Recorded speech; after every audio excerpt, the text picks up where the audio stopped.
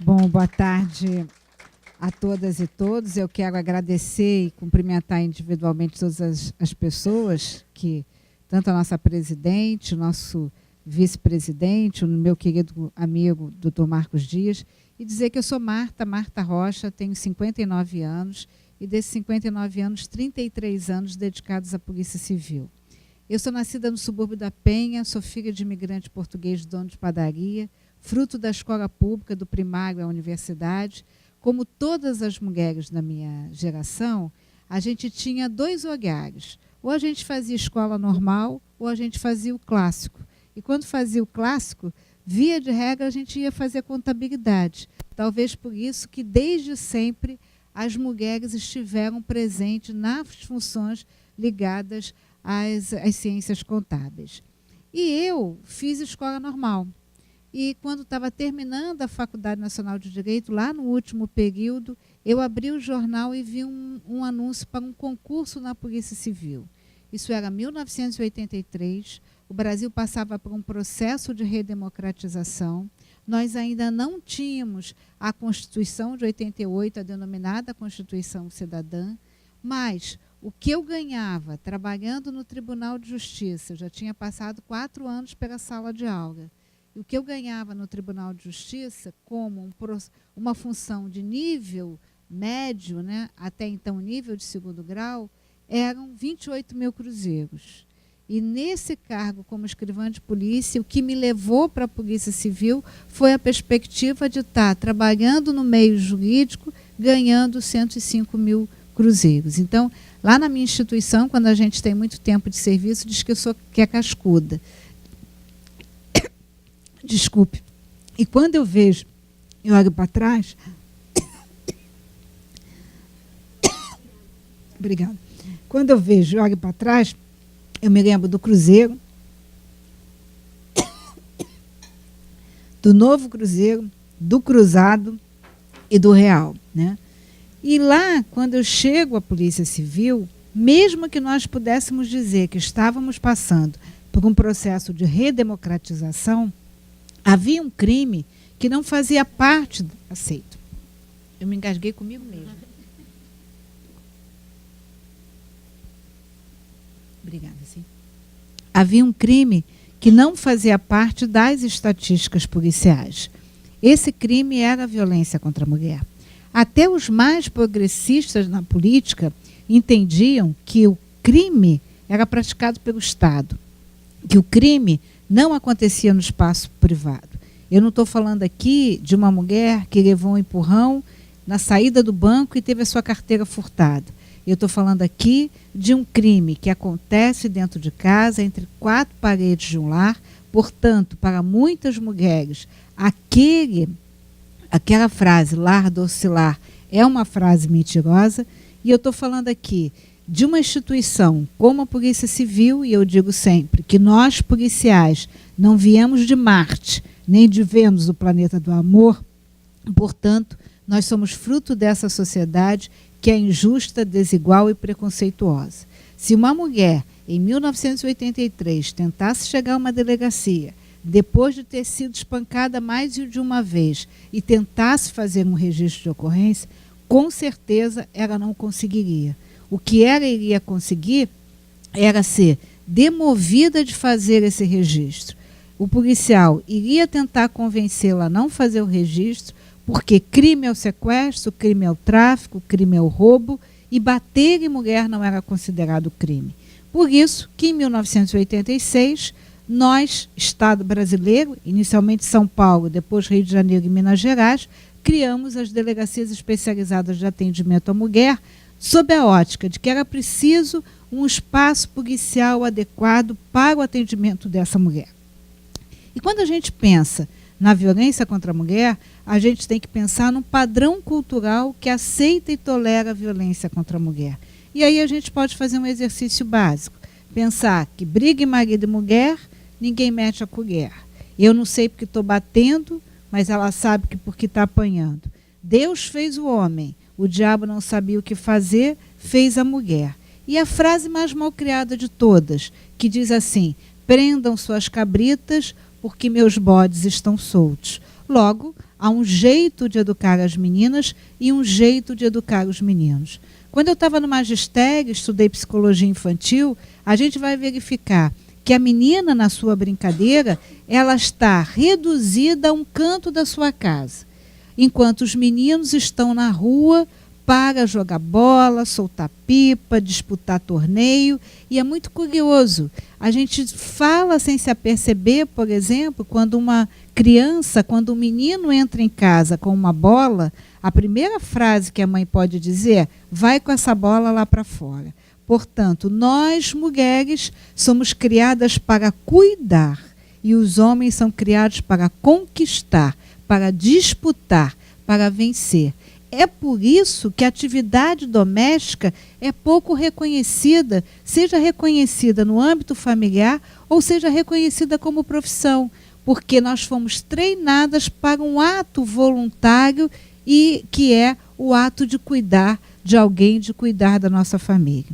E é nesse contexto que a gente tem que pensar na violência contra a mulher. Se ela acontece no espaço privado, entre as quatro paredes de um lar, essa mulher terá dificuldade de chegar a uma delegacia de polícia. Primeiro, porque ela imagina que essa violência é passageira. Segundo, porque ela não tem qualquer tipo de apoio da sua família. Via de regra, essa família vai tentar convencer essa mulher a não terminar aquele casamento. Ele te bate, mas ele é um bom pai. Ele te bate, mas não falta nada para os seus filhos. Porque ruim com ele, pior sem ele. Então, essa mulher, ela se vê sozinha, né? E muitas das vezes essa mulher não tem qualquer tipo de ação para recorrer no sentido de enfrentar essa violência.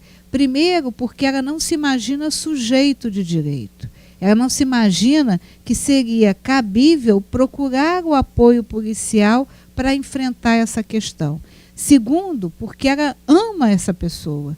E eu dizia sempre em delegacia que não é da minha atribuição, enquanto delegada, a atribuição de convencer ou opinar sobre a continuidade ou não de uma relação conjugal após uma intervenção feita onde a gente identifica um ato de violência. A minha função é garantir a essa mulher o retorno à sua casa para que ela possa, sim, decidir o que fazer diante dessa situação. E é nesse contexto, né, que o direito e os senhores que estão indiretamente também no mundo jurídico vão se aperceber que lá atrás, na década de 80 e 90, se uma mulher chegasse à delegacia, fizesse um registro e esse registro fosse encaminhado ao Poder Judiciário e ao Ministério Público para exame, se a mulher, muitas das vezes o promotor determinava a oitiva da vítima para verificar como estava a relação conjugal. E a intervenção da polícia faz com que o homem modifique o seu comportamento, ainda que essa modificação não seja permanente, mas faz com que ele modifique. E como essas mulheres amam esses homens e muitas delas dependem economicamente desses homens, né? O que fazia a mulher? Dizia que o relacionamento estava bom, a gente mandava de volta o processo e o promotor então entendia pelo arquivamento, dizendo que a relação do casal foi reconstruída e então, por uma questão de política criminal, ele entendia pela não continuidade. Nesse momento, a lei brasileira muda. E a lei, ela nunca acompanha em tempo real a mudança da sociedade. A lei, obrigatoriamente, está um passo atrás da mudança da sociedade. Mas alguém, no mundo do direito, passou a decidir que crimes que não ultrapassassem a pena de 2 anos, já que nem todo crime necessariamente tem que ter a pena de prisão como resposta, poderia haver crimes considerados de menor potencial ofensivo, já que a pena não ultrapassa 2 anos, então para esses crimes não haveria pena de prisão.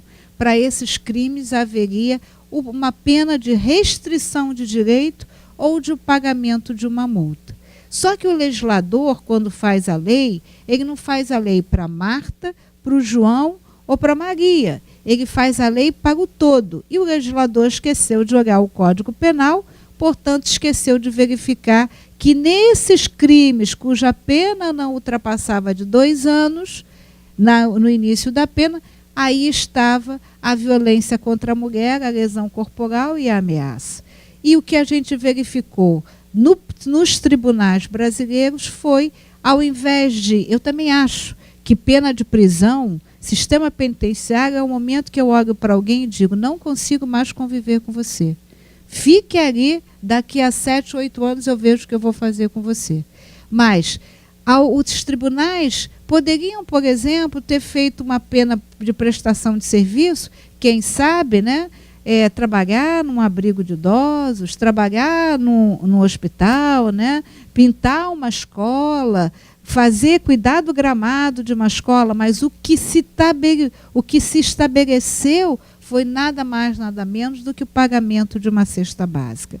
Eu estava num clube de serviço, fazendo uma palestra, e o presidente do clube disse assim para mim, nós estamos muito satisfeitos com o nosso juiz aqui, do juizado de pequenas causas, juizado especial criminal, porque todo mês ele manda 30 cestas básicas que nós distribuímos para as pessoas que nós atendemos. Então, mesmo nesse olhar, né, de que estava ajudando, o pagamento da cesta básica nada mais era do que a mercantilização e a banalização da violência. E a mulher que chega na madrugada com sua penca de filhos sem ter para onde ir, ela volta à delegacia, como aconteceu comigo, trabalhando em São Gonçalo, para pedir para falar com o delegado, e quando eu atendo, eu digo, mas o seu processo, estou vendo aqui no sistema, já está no juizado. Ela, não, já houve a condenação. Meu marido foi condenado ao pagamento de uma cesta básica, chegou em casa, virou para mim, pega o dinheiro do seu salário,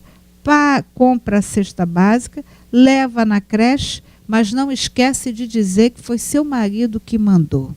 Então, o aspecto educativo que toda pena tem que ter não era alcançado com o pagamento da cesta básica. É por isso que o movimento de mulheres se organizou e fez um projeto de lei que leva o nome de Lei Maria da Penha, em homenagem à luta de uma mulher que é farmacêutica, que foi agredida numa tentativa de homicídio por seu ex-marido e ficou paraplégica. E esse ex-marido é médico. Portanto, a violência contra a mulher perpassa toda e qualquer camada social. Eu digo de uma maneira irônica que a violência contra a mulher é um processo democrático. E ela alcança as bonitas, as feias, as idosas, as jovens, as escolarizadas ou não escolarizadas. E Maria da Penha foi vítima de uma tentativa de homicídio e ficou paraplégica. Não satisfeito, ele tenta pela segunda vez contra a vida dela. E Maria da Penha, então, luta na justiça durante 17 anos para que esses 2 processos fossem concluídos. Entre o primeiro ato, que culminou com o fato dela ficar numa cadeira de roda, e a condenação dos 2 atos, o término do processo dos 2 atos, das 2 tentativas de homicídio, Maria da Penha esperou nada mais, nada menos que 17 anos. E só conseguiu a conclusão desses processos porque foi a OEA, a Organização dos Estados Americanos, onde o Brasil tem assento, buscando uma ação contra o Estado brasileiro que entendia que não deu essa resposta a esses 2 casos. E vamos lembrar aqui que violência contra a mulher é violação de direitos humanos, daí porque o Brasil foi condenado a ter uma lei específica para enfrentar a violência contra a mulher. E essa lei, né, que foi fruto do entendimento do movimento social, do movimento de mulheres, essa lei leva o nome de Lei Maria da Penha em homenagem à luta de Maria da Penha, que ainda é viva, graças a Deus, e que mora na cidade de Fortaleza. Então, dito isso, né, eu quero dizer que eu presido a Comissão de Segurança Pública, sou vice-presidente da Comissão de Direitos da Mulher, tenho assento na Comissão de Direitos Humanos e presidi a CPI da violência contra a mulher.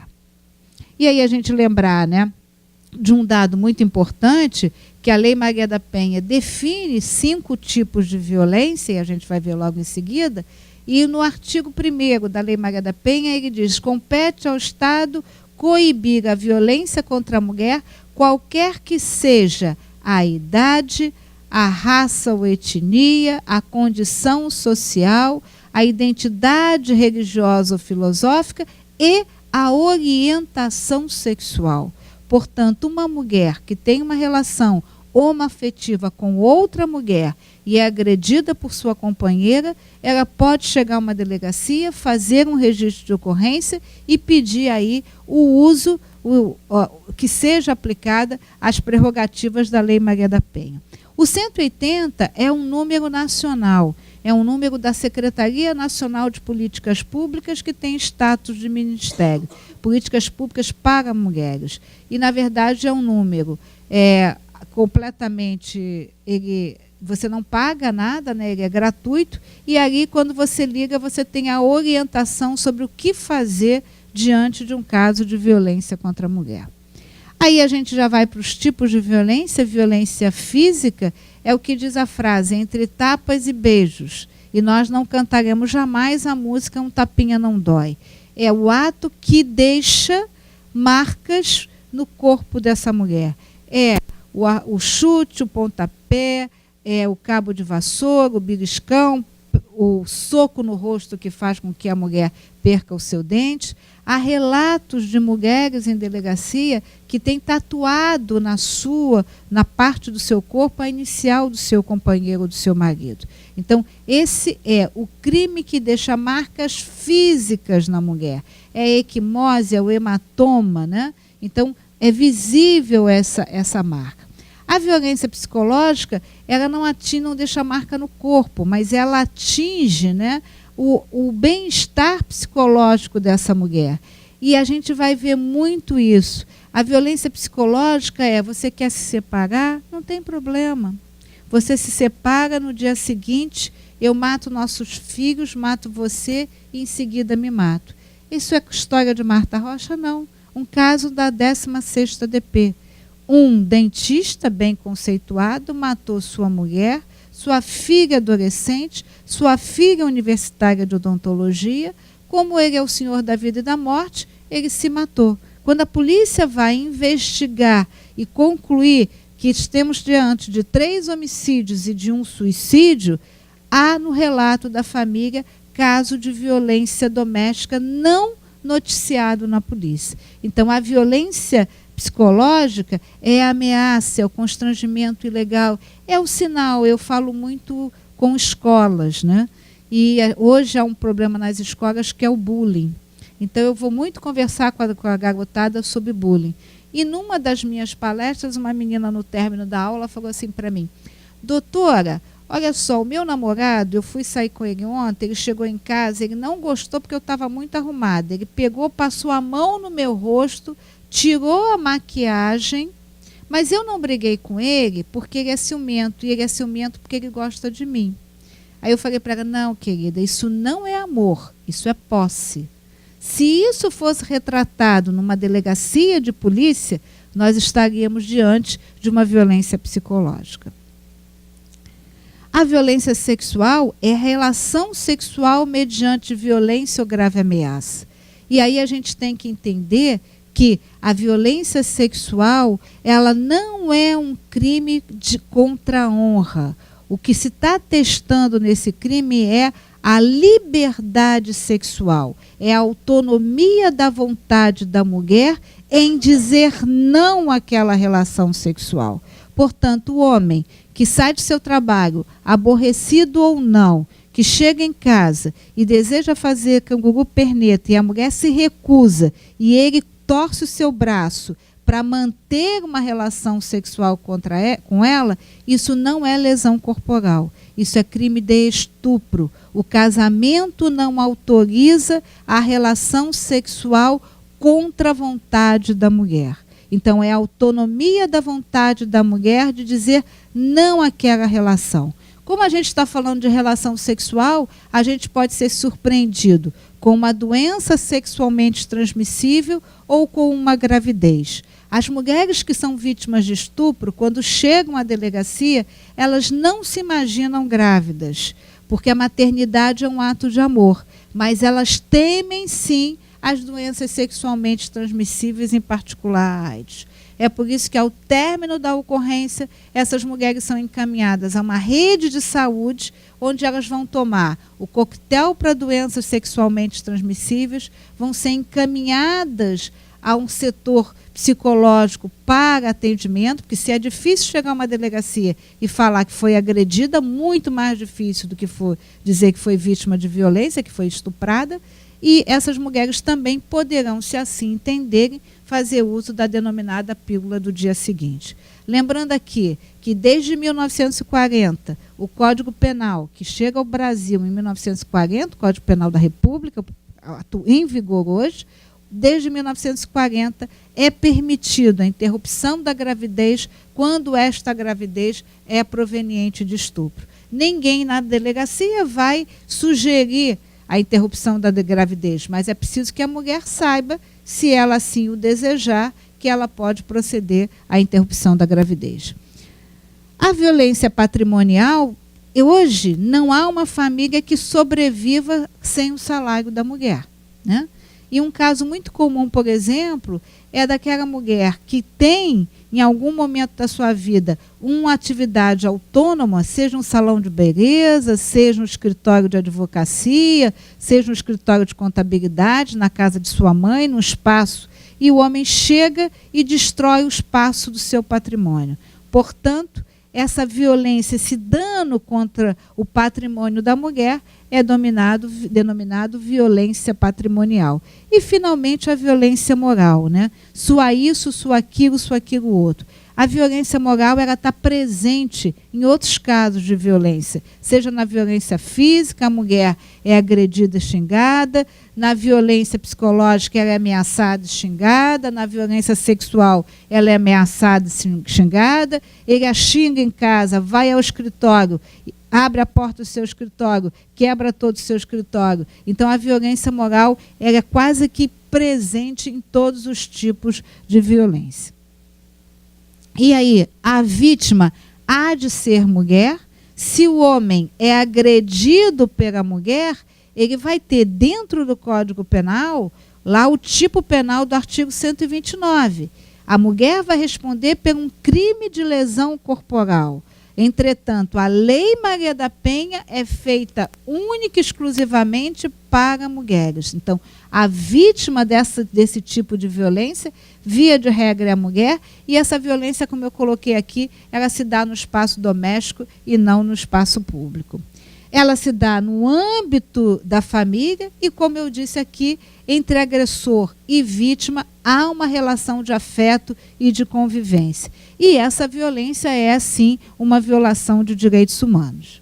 Só para a gente ter uma ideia, dossiê mulher é um dossiê, como o próprio nome está dizendo, é uma coletânea de dados estatísticos procedido pelo Instituto de Segurança Pública, que é um órgão, é um instituto de pesquisa vinculado à Secretaria de Segurança Pública. E a gente elencou aqui os 5 tipos de violência.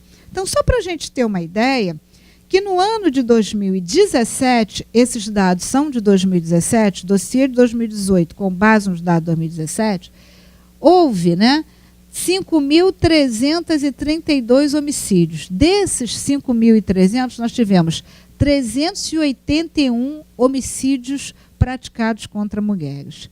E aí a gente vai encontrar aqui o feminicídio. Sídio é o prefixo da morte, né, no latim. Feminicídio é a morte da mulher. Mas aqui eu não estou falando da mulher que é mulher do traficante, que está no lugar errado quando esse traficante recebe uma emboscada de alguém de uma quadrilha rival e vem a falecer e ela morre porque testemunhou essa morte. Eu não estou falando disso. Eu estou falando exatamente do caso que eu contei aqui do dentista, né? Que matou sua mulher e que havia naquela família ações de violência doméstica e intrafamiliar. Um exemplo, a coisa de 2 meses atrás, no shopping da Tijuca, no shopping 45, uma mulher que trabalhava numa loja levou 36 facadas do seu ex-marido. Foram precisos 3 seguranças para conter esse homem. Essa mulher graças a Deus, está viva. Mas se não estivesse, esse seria o caso típico do feminicídio. Quando a gente para ver a questão do estupro, a gente vê que 4.173 mulheres foram estupradas em 2017.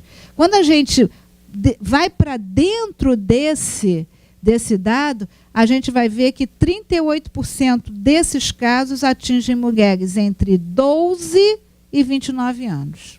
Então, a violência contra a mulher tem um traço na menina e na jovem adolescente. E aí, quem é papai, mamãe ou titia como eu, é bom lembrar que a violência sexual praticada contra criança ou adolescente é praticada por conhecido.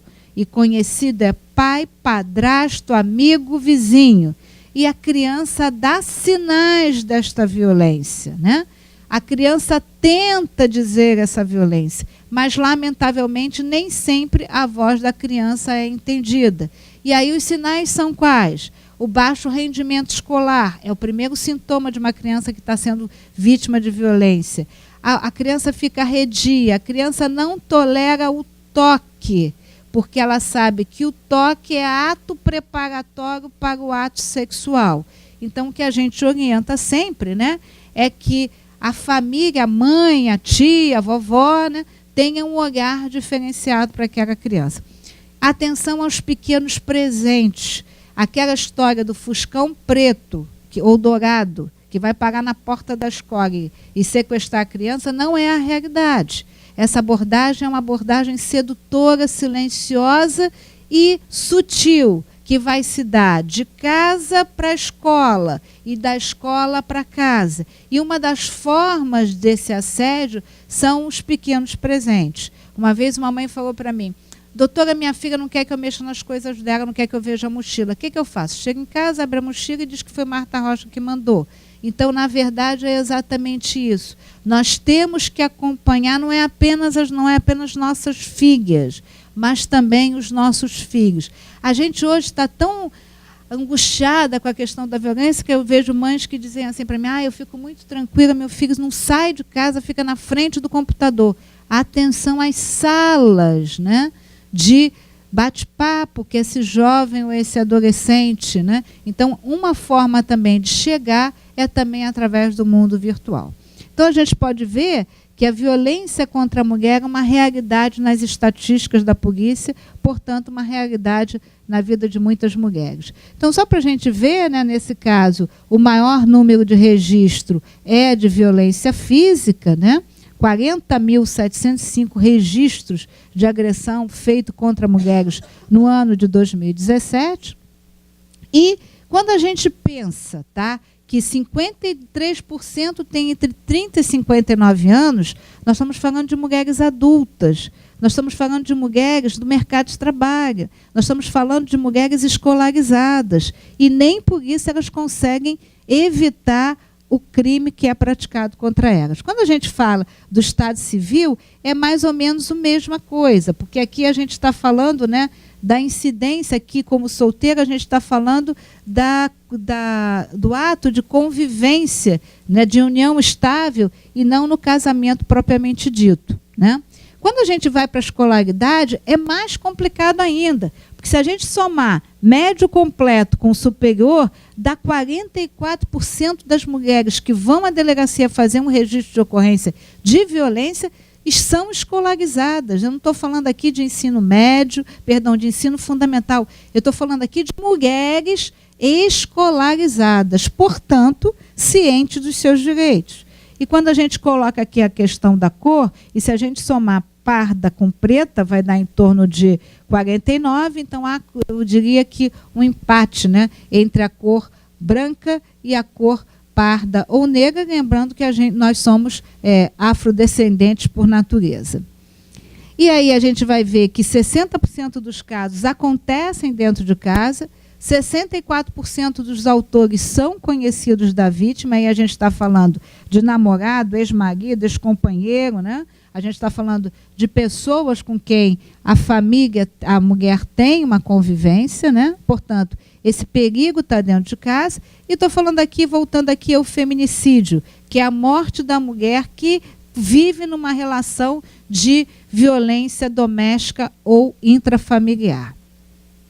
E aí, só para a gente ter uma ideia, né? No Brasil, em 2016, esse é o último dado disponível, que é do Fórum Brasileiro de Segurança Pública, nós tivemos 49.497 ocorrências de estupro.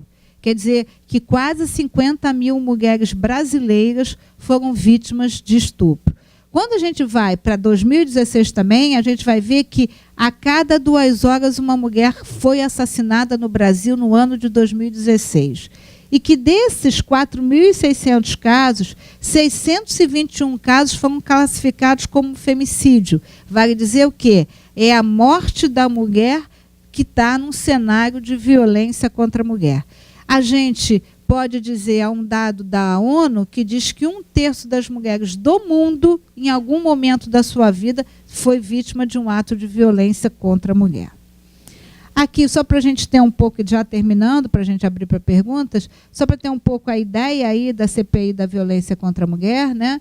Essa CPI era, aqui ao lado, é a deputada Zeidan, que foi a relatora da CPI, né? Nós fizemos várias audiências em todo o estado, nós fizemos audiências em Volta Redonda, na região sul-fluminense, na região dos Lagos, na Baixada, no sentido mesmo de interiorizar e ouvir as demandas das mulheres, né?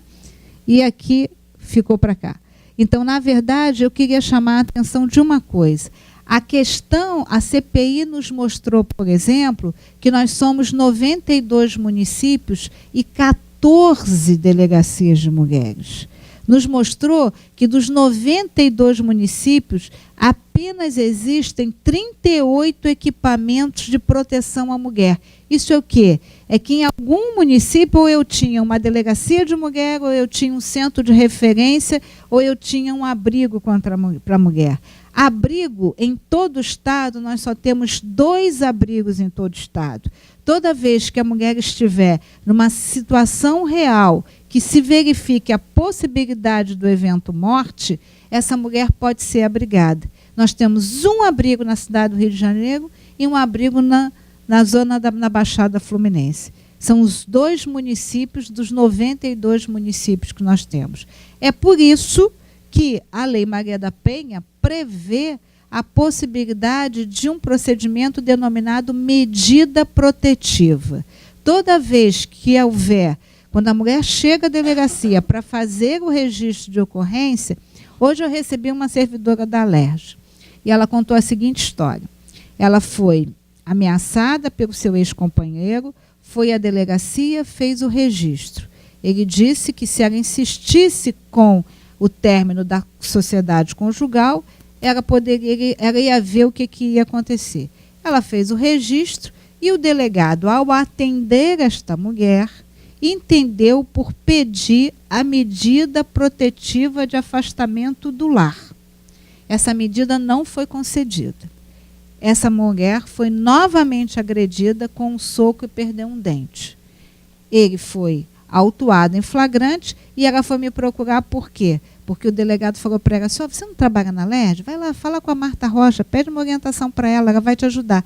E nós encaminhamos, então, essa mulher a uma rede de proteção para pedir uma reconsideração dessa medida protetiva. Porque o que diz a medida protetiva? A saída do homem do lar e a não aproximação da mulher, da vítima, testemunha ou familiares da vítima. E aí eu vou dar 2 exemplos básicos. Nós nos lembramos aqui de Bruno e Elisa Samúdio. No momento que foi feito o registro de ocorrência, a delegada da DEAN Jacarepaguá pediu exatamente essa medida. Não aproximação da vítima, testemunhas ou familiares. Porque nesse ciclo da violência, há um momento que o homem pede desculpas à mulher, embora ele diga só, eu vou te pedir desculpa, mas a culpa é sua. Meu patrão me azucrinou, você sabe que eu estou passando por um momento difícil no trabalho, né? E aí, no primeiro momento, o homem tenta pede desculpas e ele tenta, de alguma maneira, convencer essa mulher a desistir do procedimento, a não dar continuidade ao procedimento. Esse é o termo juridicamente correto, né? É aquilo que a gente ouve, a retirada da queixa, que não é o termo jurídico, mas que a gente pode usar aqui. E nesse ato de convencimento, muitas vezes ele procura a família dessa mulher ou algum amigo ou alguma testemunha desse fato, né? Então, neste caso específico de Elisa Samúdio, não foi concedida porque a juíza entendeu, mesmo Elisa estando grávida de Bruno, a juíza entendeu, né, que eles eram ficantes, que não havia uma relação de convivência. Talvez se essa medida fosse concedida, a história de Bruno seria outra e, sem dúvida nenhuma, a história de Elisa também. A outra questão é o seguinte, muito comum em delegacia. As pessoas chegam e dizem assim: Marta, olha só, doutora, a senhora quer a medida protetiva de afastamento do lar? Mas não sei, doutora, porque a casa é da mãe dele. Nós construímos a nossa casa no terreno da avó dele. A casa que eu moro, o aluguel é pago por ele. Mas eu tenho que entender o seguinte, que a posse de um imóvel não é um bem jurídico maior do que a integridade ou a vida de alguém.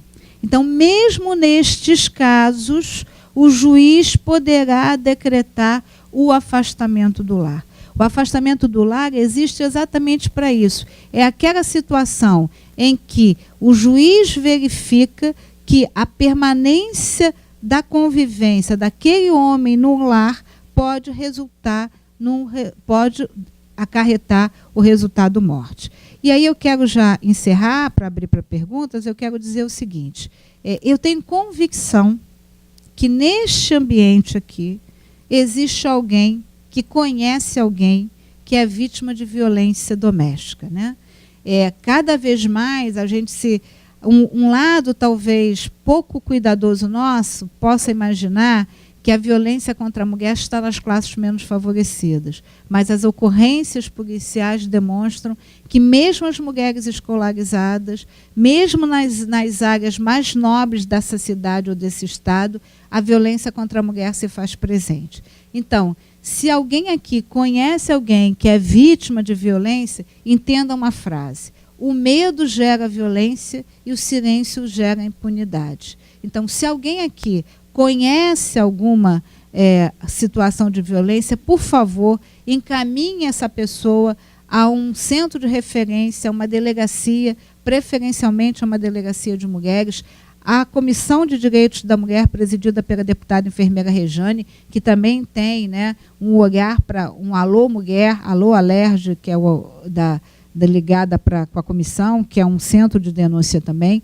para que essa mulher se sinta fortalecida, se sinta sujeito de direito e possa fazer esse registro. E aí eu quero muito, né, agradecer a todas que vieram me ouvir, mas quero fazer um agradecimento especial aos homens, porque eu quero dizer o seguinte: essa luta não é apenas das mulheres, essa luta tem que ser também uma luta dos homens. Um homem tem que ouvir uma notícia de violência comentada por um amigo, por um companheiro, e dizer não àquele ato. Então, senão a gente vai estar no clube da Luluzinha. E a gente tem que caminhar para que esse seja um compromisso da sociedade. Né? Quem gosta de ler dados pode dar uma navegada na página da ONU e vai ver lá os 9 compromissos do milênio. E entre os 9 compromissos do milênio, a gente tem enfrentamento da mortalidade infantil, que está diretamente ligada à saúde da mulher, e a gente vê o enfrentamento da violência contra a mulher. Porque é fato que a mulher cuida da família e quem cuida da família cuida da sociedade. Então, eu espero verdadeiramente que um dia a gente possa estar presente e possa dizer que faz parte de uma sociedade livre, justa, democrática e sem preconceito. Muito, muito obrigada pela oportunidade de estar aqui com vocês.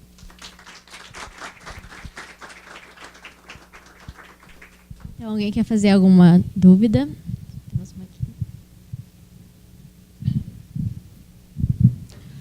Marta, no caso do conhecimento, você conhecer, saber que alguém sofre a violência, a pessoa pode fazer a denúncia ou essa denúncia é só feita pela própria que está sendo agredida? A pessoa pode noticiar a denúncia, noticiar o fato.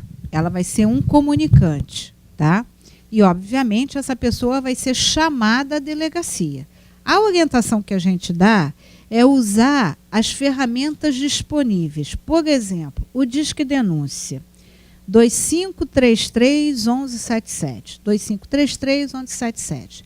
É muito comum, depois que a gente faz uma palestra, alguém liga para mim e diz assim: olha, doutora, eu assisti ontem a sua palestra, há 2 dias eu assisti, e tem uma vizinha minha que era maravilhosa, o marido dela é um homem bom, é trabalhador, mas quando ele bebe, ele bate.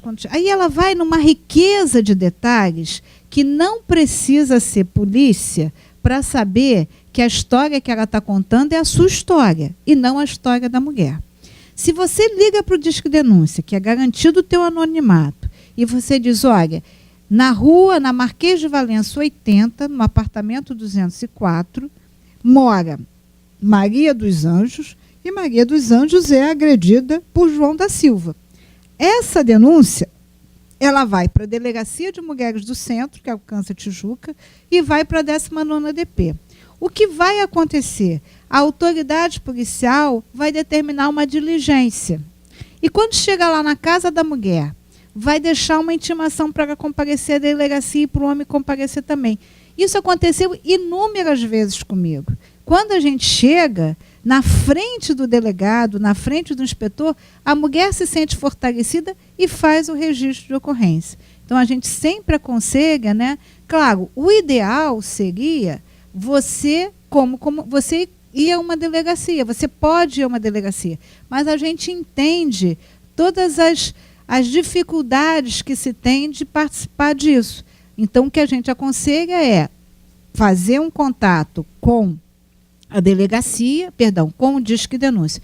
Lá na LERJ, a Comissão de Segurança Pública tem uma central de atendimento, o Alô Alerj. E aconteceu uma coisa muito curiosa e muito bonita. Bonita, triste pelo fato, mas muito bonita pelo gesto. Nós recebemos lá na LERJ um telefonema de uma pessoa, de um senhor, e ele disse: olha, eu quero passar para a delegada Marta Rocha um filme. E quando a gente via o filme, era uma criança deitada de bruços e só aparecia da cintura para baixo, e ela fazia um gesto que importava uma leitura de um gesto de dor. Eu, então, ligo para essa pessoa e peço para ele vir ao gabinete. E ele me dá o número, o endereço dessa pessoa. Ou seja, ele era um trabalhador noturno, que chegava em casa de manhã, e ele teve a oportunidade de assistir a isso de um apartamento vizinho, onde a mulher saía cedo para trabalhar e a criança ficava com o padrasto. O que eu faço? Eu notifico a delegada da Delegacia da Criança Vítima, ela faz uma intimação para a mulher trazer a filha à delegacia, né? A Delegacia da Criança Vítima tem um atendimento psicológico, e essa criança vai a exame de corpo de delito, é caracterizada a violência sexual, esse homem está preso. Então, eu acho assim, no limite da nossa cidadania, eu acho que a gente não precisa silenciar, a gente não precisa se expor, né? Eu entendo todos os limites que as pessoas podem ter, mas eu acho que o gesto de fazer uma ligação, de passar uma mensagem para o nosso gabinete, aproveitar e deixar aqui, né? Eu recebi inúmeros pedidos de questões ligadas à segurança pública, né? E sempre tenho cuidado de quando não encaminho o nome de ninguém, não encaminho cópia de ninguém, de e-mail de ninguém, né? Então, eu acho que usar o Disque Denúncia 2253-1177, o Alô Alerj, que está lá no site da Alerj, e quem quiser, por acaso, fazer algum tipo de consulta, ou pelo Facebook, deputada delegada Marta Rocha, ou então pelo 2588-1219, 2588-1219. Respondi a sua pergunta? Pois não. Então, doutora, boa tarde. Eu vim de Cabo Frio só para assistir sua palestra. Eu gostaria de dizer que eu estou presidente de uma associação de mulheres profissionais da contabilidade de Cabo Frio, e nós fizemos uma parceria com a OAB Mulher, porque nós temos profissionais. Ai, meu Deus! Nós temos profissionais da contabilidade sofrendo a violência contra a mulher. Então, nós encaminhamos para a OAB Mulher. E a OAB Mulher de Cabo Frio, ela faz esse tratamento, né? Porque tem a psicólogo, porque nem todas elas querem ir à delegacia da mulher. E eu vou pedir para vocês, eu tenho uma sobrinha de 10 anos, que ela foi violentada em agosto, 8 anos, pelo avô. Então, é muito triste. Eu estou vendo a senhora falar, eu me emociono, porque é muito triste. Então, vocês, mães, pais, tias, prestem muita atenção nos seus filhos, nos seus sobrinhos, porque era uma criança feliz e, do nada, muda a situação. E, graças a Deus, esse bandido, ele está preso, foi em São Paulo. E nós temos que denunciar mesmo, não ter medo, porque todo tipo de violência, não só a física, mas a moral também dói, fere muita alma. Obrigada. Eu queria fazer 2 colocações, tá? Se você entender, por promover um debate lá em Cabo Frio, me convide que eu vou lá, tá? Com o maior prazer. Que bom. Se você quiser também, a gente depois troca telefone. E eu quero dizer assim, nós podemos propiciar um contato seu com a delegada titular da DEAN Cabo Frio, tá? E com o delegado titular da Delegacia de Cabo Frio, que é o Dr. Marcelo Maia, tá? Então, a gente pode estar fazendo essa articulação. E aí você estava falando, e eu me lembrei de uma situação que o policial é um pouco contador de caso, né? E aí eu me lembro que eu era titular da DEAN Centro, aqui na Visconde do Rio Branco. E eu recebi um telefonema do Souza Aguiar, que uma menina de 13 anos havia sido tentado suicídio. E quando a gente vai verificar a história era o quê? A mãe trabalhava na Codert, no horário de 6 às 10, se estava num segundo casamento. Nesse segundo casamento, o pai do primeiro casamento tinha uma menina, essa menina de 13 anos, o pai da menina não ajudava em nada, do outro casamento ela tinha um bebê de 1 ano e meio, e aí o padrasto dizia que não ia ajudar nada a menina tentava falar com a mãe o que estava acontecendo, e na verdade essa menina tentou suicídio porque essa menina foi violentada pelo seu padrasto. Então, na verdade, é exatamente isso. Essa mulher, ela teve muita dificuldade, a menina quando fala comigo, a assistente social quando me chama porque fez uma abordagem com a menina e entendeu que alguma coisa estava acontecendo. E aí, quando ela fala comigo, ela diz assim, tia, eu tentei falar com a minha mãe e minha mãe não ouviu. Então, a gente tem que ter o olhar, porque a violência contra a criança e adolescente, ela é cometida por pessoas que têm respeitabilidade no mundo social, no meio social. Essa é a grande questão, né? Não é alguém que a gente vai olhar no meio do caminho, né? Está na rua, que a gente esconde o celular, que a gente esconde... No direito, a gente chama essa figura de Cesário Lombroso, que era um estudioso da Idade Média, que dizia que determinadas características físicas das pessoas diriam que eram propensas à prática do crime. Então, se você tinha tatuagem, você era propenso à prática do crime. Se o seu queixo era puxado para frente, você era. Se o seu crânio tinha uma dimensão tal, você era. Não é isso, né? É uma pessoa que tem respeitabilidade no seu meio social e essa violência é uma violência silenciosa, né? E a gente eu vejo assim, né? A gente corre para dar o melhor celular para o nosso filho. A gente trabalha para dar não sei o quê. E às vezes a gente não consegue parar meia hora para olhar e ver o que está acontecendo. Então, é muito mais ser do que ter, né? Então, acho que isso é importante. Tá bom?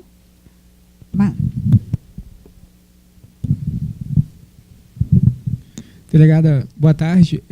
Primeiramente, queria parabenizar aí pela palestra, porque é um tema muito importante para a sociedade como um todo. Acredito que esta é uma causa não só das mulheres, né, como a senhora bem colocou, mas também de nós também, homens, né? E eu queria até relatar um caso que eu vi, não foi aqui no estado do Rio de Janeiro, foi no estado de Minas, né? Isso foi um final de semana. Eu presenciei uma cena que eu achei assim, não interessante, mas fiquei assim um pouco sem saber, né, o que pensar e o que fazer. Lá em Minas tinha uma assim, menina, bem dizer, né, 18 anos, foi violentada pelo seu companheiro e tinha uma criança dentro de casa. E esse companheiro, ele era militar do exército, era cabo. Aí naquela confusão toda, né, notícia ruim corre rápido, né? A rua, todo mundo se movimentou e ela foi para fora. Ele está lá dentro com meu filho. Aí a polícia chegou. E o interessante assim que aconteceu foi que a polícia parou uma viatura, foi lá dentro, conversou com ele, voltou e chegou para ela e falou assim: olha, a patente dele é maior do que a nossa, então a gente, para poder conduzi-lo até uma delegacia, vai ter que ser necessário chamar um superior nosso aqui, porque ele é, né, aquela velha história, né, da carteirada, não é a carteirada do bem da LERJ, mas é aquela carteirada, sou cabo, e aí, cadê a sua? Então, até assim, entendo essa parte aí, né? E aí chegou para ela e falou assim: e aí, você vai querer levar essa denúncia para frente? Aí essa menina, né, ficou assim muito assim, sem saber o que fazer e perguntando para todo mundo: não, mas é o pai do meu filho, que não sei o que, aquela coisa toda. E acabou que os policiais ali naquele determinado momento chegou para ela e falou assim: olha, faz o seguinte, pensa melhor, ele pode se complicar, isso aí vai ser prejudicial para a senhora, ele é o provedor do lar, aquela coisa toda assim. Acabou que ficou por isso mesmo. Foi embora, ela simplesmente pegou as coisas dela de dentro de casa. Aí passou-se um tempo. Aí depois eu tomei conhecimento que essa pessoa voltou de novo a morar com essa pessoa e assim, tudo ficou resolvido. Então... aí a gente tem que ver alguma coisa. O que a lei diz é o seguinte: quando você prende um militar, você é obrigado a notificar ao órgão a qual ele pertence. Então, se é do Exército, você notifica o Exército. E ele vai ser preso e levado para uma unidade prisional militar. Né? Então, por exemplo, se acontecesse no Rio de Janeiro, ele não iria ficar detido em Bangu 8. Ele iria para uma unidade policial militar, se fosse PM, ou para uma unidade da Marinha, do Exército, seja lá o que for. Né? Então, isso, assim, eles poderiam tranquilamente ter conduzido a ocorrência à delegacia. Chega na delegacia, o delegado de plantão aprecia a ocorrência e aciona o órgão militar a que ele pertence. É isso, é totalmente diferente. O que a gente viu ali é o traço da sociedade. A sociedade está organizada para convencer essa mulher a não fazer o registro. Né? Ela realmente está organizada para isso.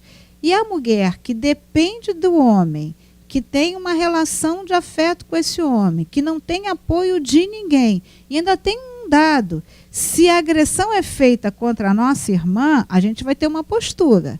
Mas se o agressor é o nosso irmão, a gente vai ter outra postura. Não tenha dúvida disso. Eu vi isso a minha vida toda. Eu vi isso em delegacia. Né? Então, assim, as coisas acontecem para as mulheres desistirem. As coisas acontecem e a gente tem que olhar para dentro do nosso país e pensar assim: uma das questões que a gente discute aqui é o empoderamento dessa mulher. Quando a gente olha para as estatísticas, a gente vê que tem escolaridade. Né? Então, se essa mulher não tem uma condição de sobrevivência, mais fácil ela vai sucumbir. Porque ela imagina, eu não estou querendo dizer que só bate quem não tem dinheiro, não é isso não. O que eu estou querendo dizer é o seguinte: se ela não tem uma condição de subsistência, se a família não ajuda, essa é a verdade, a ideia, pelos seus filhos, que vai fazer essa mulher sucumbir. Então, na verdade, a sociedade brasileira, ela é assim, como é que eu vou te dizer? Ela é preparada para convencer a mulher a desistir da notícia do fato. Sim, não tem, a palavra-chave é essa mesmo, com certeza. Pois não, querido. Eu também vou contar um caso que aconteceu há alguns meses atrás com uma amiga minha também. Ela nos procurou para meu marido é advogado, para tentar fazer o divórcio dela. E ela levou uma série de fotos onde ela tem um salão de beleza, ela tem um nível já de escolaridade bem elevado também. O marido dela, por acaso, é contador, tá? Só que ele trabalha dentro de uma empresa. E entre os dois, a qualidade a classe dela de monetária é maior do que a dele. No caso, ela que termina sendo a provedora da casa. E eles têm um filho, acho que é 13 ou 14 anos. E sempre estava tendo algumas rusgas domésticas, ao ponto de, por conta de ciúmes, ele foi no salão e agrediu ela bem profundamente, digamos assim. Ela levou fotos assim muito feias, né, dela da situação em que ela ficou. E ela queria o divórcio, porque ela saiu de casa e queria o divórcio e foi procurar meu marido para poder fazer. Infelizmente, como nós conhecíamos ambos, os dois, o casal, conversamos um tempo com ela, etc. e tal. Ele iniciou o processo. Uns 2 meses depois, ela foi lá em casa pedir para parar com tudo, porque a família dela não queria que ela se separasse, ficou exigindo que ela retornasse. O próprio filho ficou também pedindo e ela, por isso, voltaram a morar juntos novamente. Eu fiquei estarrecida, porque eu acho que mulher não se bate nem com uma flor. Às vezes, palmadinhas de amor para mim já é uma agressão, eu não gosto mesmo. Então, ou uma vez por semana, ou a cada 15 dias, eu ligo para ela para saber como é que ela está, mas na atitude de verificar se está acontecendo mais alguma coisa. Porque, pelo que ela contou para a gente, não foi a primeira vez. Primeiro foi umazinha devagar, um empurrãozinho que machucou o ombro, não sei o quê, e depois foi uma agressão no meio de muita gente. Nesse caso, vale um acompanhamento, ficar de olho, etc. Eu acho, assim, eu queria falar 2 coisas. Primeiro, não existe a figura do abandono do lar. Não existe essa figura, né? As pessoas ficam muito preocupadas. Não, eu não vou sair de casa porque eu vou ir na delegacia fazer o registro de abandono do lar. Não se faz esse registro em delegacia, não existe esse registro, né? E não existe essa figura jurídica. O que você vai falar é a dissolução da sociedade ou do casamento, e em seguida você vai pedir, que também é uma medida da Lei Maria da Penha, a antecipação dos alimentos e guarda provisória dos filhos. É isso que vai ser feito. O caso dela é um caso típico, né?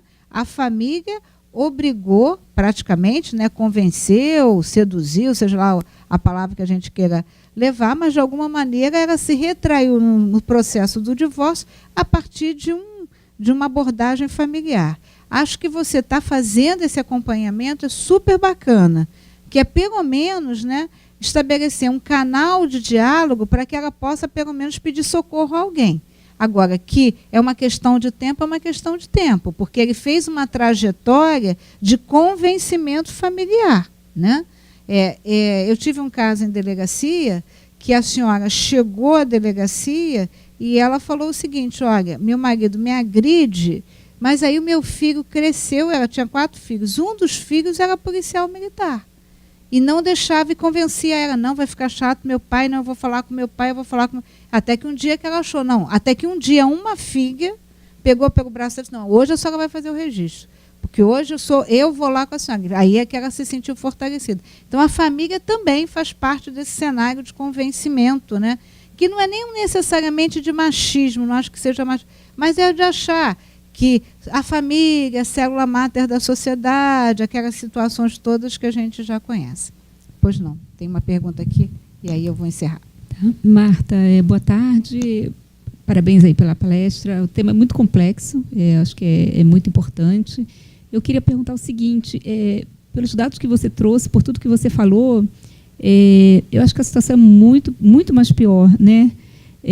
A gente está falando bastante aí sobre Rio, São Paulo, sobre os grandes centros. Eu entendo que é muito pior porque eu penso no interior do Brasil, né, norte, nordeste, onde aqui a gente denuncia muito mais, lá em cima eles não têm nem coragem, porque até são pessoas que não têm muita informação, às vezes, ou às vezes dependem realmente 100% do marido, não tem a questão da economia, mulher, e aí acaba se submetendo a muita coisa, a família acaba convencendo muito mais. A pergunta é muito diferente do que você desse contato que você tem, da sua experiência, dessas regiões do Brasil, quer dizer, a situação que você está mostrando, como é que fica esse relato, essa disparidade em relação aos demais estados? Primeiro, a gente tem que olhar, né, que a violência... Hoje, a gente pode dizer que 30% das ocorrências do Estado do Rio de Janeiro tem a ver com violência contra a mulher.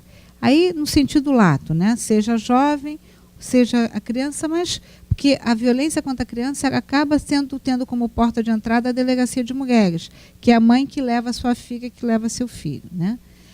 Isso é uma realidade, mas isso não está... Eu participei, há coisa de uns 8 anos atrás, de um seminário produzido pelo BID, Banco Interamericano de Desenvolvimento, que eles faziam uma ligação entre a violência e o subdesenvolvimento. Então, acarretando, mostrando como a violência contra a mulher impacta no desenvolvimento do país. Dados do Brasil mostram que 1 em cada 4 faltas da mulher trabalhadora tem a ver com violência contra a mulher. Quando eu fui chefe de polícia, eu fiz um termo de convênio com o INSS, que a gente comunicava ao INSS o fato da violência, ou melhor, por sentido contrário, o INSS recebia lá um pedido, né, de ressarcimento da mulher por causa de licença médica, e verificava conosco se tinha havido relato de violência. Se tivesse relato de violência, ele entrava com uma ação regressiva contra o homem para que o homem pagasse aquele dia de falta que era ressarcido pelo INSS. Então, a gente tem que buscar todos os caminhos. No Norte e Nordeste é assim, né? Nos países africanos, por exemplo, há um dado, nós recebemos uma vez uma comitiva do Timor-Leste e havia um entendimento que uma relação com uma menina jovem, virgem, acabaria com toda e qualquer doença. Então, as meninas eram violentamente agredidas por homens, inclusive portadores de algum tipo de doença. Mas a gente não pode achar que isso acontece na África, isso acontece nos Estados Unidos, isso acontece... A postura dos brasileiros na Rússia é um melhor exemplo disso, né? Acho que a gente pode dizer isso. Isso acontece, né, em todos os países, na Inglaterra, isso acontece na França, né? Então, a gente vê que a violência contra a mulher é um relato na vida das pessoas. Agora, eu concordo com você que informação é poder. Se eu tenho informação e me sinto sujeito de direito, essa pessoa vai conseguir buscar o seu direito. Seja ela escolarizada, de uma situação economicamente favorável ou não. Esse relato da violência contra a criança, meu pai foi dono de padaria, eu falei aqui, né? Então, houve um momento que as pessoas que trabalhavam lá em casa, todas eram parentes de algum padeiro que trabalhava na padaria, e muitos deles vinham, algumas das meninas vieram do Nordeste. E uma delas contava a seguinte história, que na casa dela, a irmã mais nova dormia entre elas e de calça jeans, qualquer que fosse a temperatura. E eu ouvia aquela história, eu devia ter uns 12 anos, e eu falava para minha mãe, eu não entendi. Aí minha mãe disse, não tem que entender, isso é jeito do povo lá do norte. Mas o que era? Porque todas as meninas foram violentadas pelo pai. Então, quando elas se entenderam como sujeito de direito, o que elas faziam? Elas pegavam a irmã mais nova, botava para dormir com elas na mesma cama e botava a menina de calça, porque na cabeça delas aquilo iria dificultar. Agora, eu não estou contando com essa história querendo dizer que o homem nordestino é estuprador, não é isso, tá? É um padrão cultural que olha a mulher como objeto, né? Então, acho que é mudar esse padrão e fazer. Se de um lado a gente tem que ter a mudança desse comportamento, do outro lado a gente tem que fazer com que as mulheres se entendam sujeito de direito e sejam capazes de enfrentar essa conduta, fazendo a necessária denúncia. Gente, obrigada. Um grande abraço e obrigada mais uma vez pela oportunidade de estar aqui com vocês.